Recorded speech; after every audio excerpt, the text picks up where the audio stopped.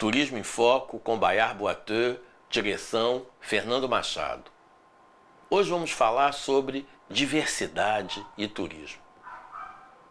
Quem trabalha com turismo precisa entender que existem várias formas de amar, que existem várias formas de ver o mundo, que existem várias formas de interpretar o que acontece dentro da nossa sociedade.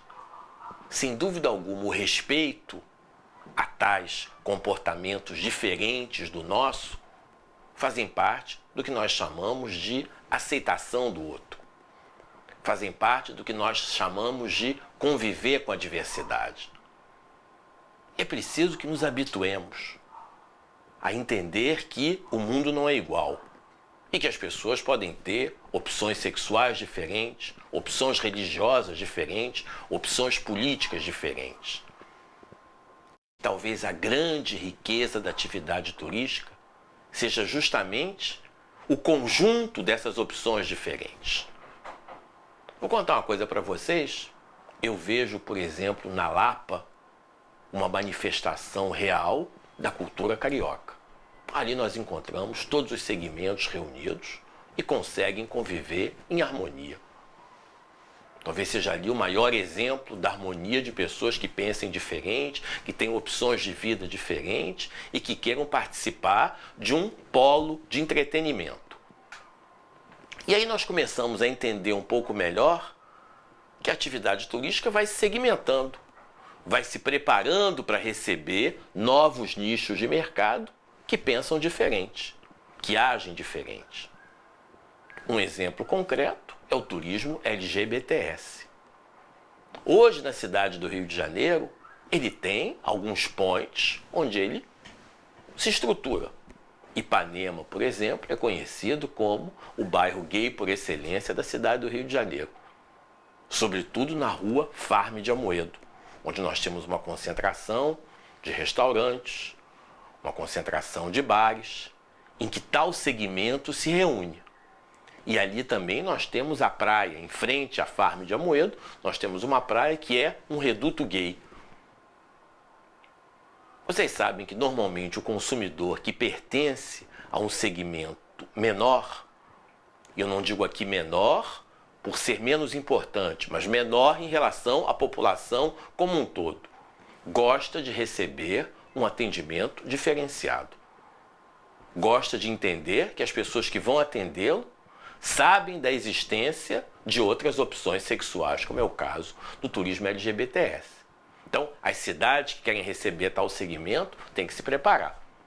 A Rio Tour tem feito um trabalho interessante. Ela criou, por exemplo, no site da Rio Tour, dicas específicas para o segmento LGBTS, onde ela fala sobre bares, restaurantes, discotecas que podem ser frequentados pelo segmento. É importante também a gente capacitar as pessoas que trabalham nos meios de hospedagem, nos restaurantes, para que em nenhum momento elas manifestem preconceito. É o que nós chamamos de locais gay-friendly. A gente tem que entender a importância do segmento. Normalmente são pessoas que viajam mais sozinhas e que normalmente tendem a gastar muito mais do que o turista convencional. Tendem normalmente a ficar em hotéis mais luxuosos, tendem normalmente a comer em restaurantes melhores. Então é um segmento altamente qualitativo. Ele hoje talvez ainda não seja quantitativo, mas em relação à qualidade é sem dúvida alguma um dos segmentos de maior qualidade que uma cidade pode receber.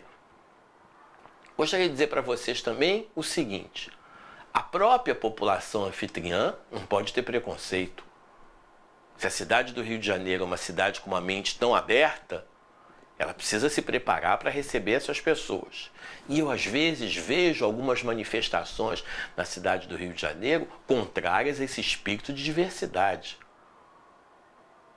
Querer, na realidade, bater em prostitutas que atuam em algumas áreas da cidade, querer bater em nordestinos e empregadas domésticas, vamos tomar cuidado com isso. Talvez seja esse tipo de comportamento que vem, na realidade, criando alguns atos de violência dentro da cidade do Rio de Janeiro.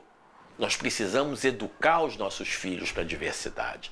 Nós precisamos prepará-los para que eles entendam que o mundo não é aquilo que eles veem nos condomínios que eles moram, nas escolas que eles estudam, nas faculdades onde eles estão, que às vezes são guetos, não é?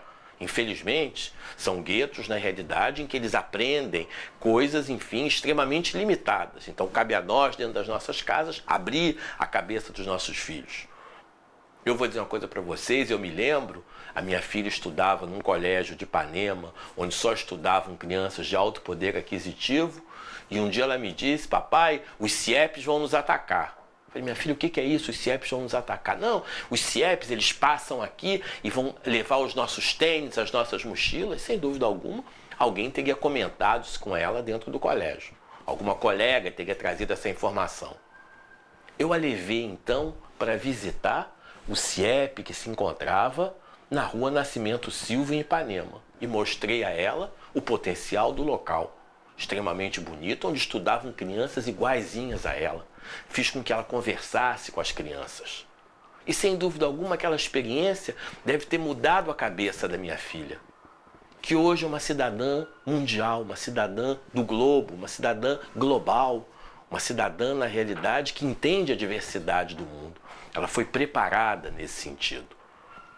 Eu acho que nós somos felizes quando nós entendemos que as pessoas são diferentes da gente. Nós somos muito mais felizes quando nós procuramos, na realidade, viver sem nos preocupar com as pessoas que estão à nossa volta. Quando eu digo nos preocupar, no sentido de elas terem comportamentos diferentes dos nossos. Religiosos, por exemplo.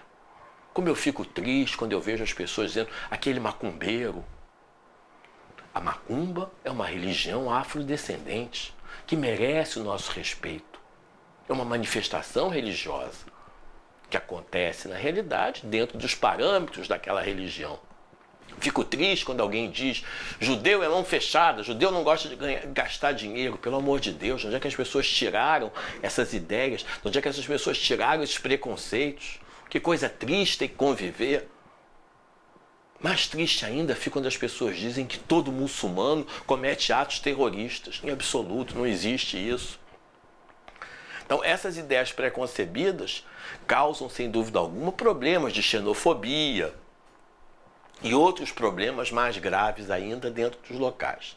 Então, é preciso que a gente entenda que, para que nós possamos ser felizes, nós temos que aceitar a diversidade. A aceitação da diversidade, eu vou dizer para vocês, é a palavra-chave para que o mundo sobreviva em harmonia. Eu tenho buscado isso o tempo inteiro, quando eu dou aula, quando eu faço palestra, conversar com as pessoas sobre isso. Tirar, na realidade, da cabeça das pessoas ideias preconcebidas. Fazer com que elas interajam com as diferenças, porque só assim elas vão poder, na realidade, ser um pouco mais felizes e colaborar com uma sociedade melhor. Nós temos que colaborar, cada um de nós tem que fazer a sua parte. E isso nasce, na realidade, dentro da sala de aula, dentro do clube, no local onde a gente mora, dentro da nossa família, com os nossos filhos, com a nossa mulher, com os nossos irmãos, com os nossos primos. É um pouco isso que nós temos que fazer. Eu espero que você tenha gostado da nossa conversa hoje sobre diversidade. E que a partir do vídeo você se torne uma pessoa melhor, aceitando que a sociedade não é apenas você, não é apenas o que você pensa. Existem várias outras pessoas no mundo que pensam diferente e que têm outras formas de acreditar, de amar, etc. Eu conto com você. Você vai ser, na realidade, um elo de mudança da nossa sociedade. Muito obrigado e até o próximo Turismo em Foco.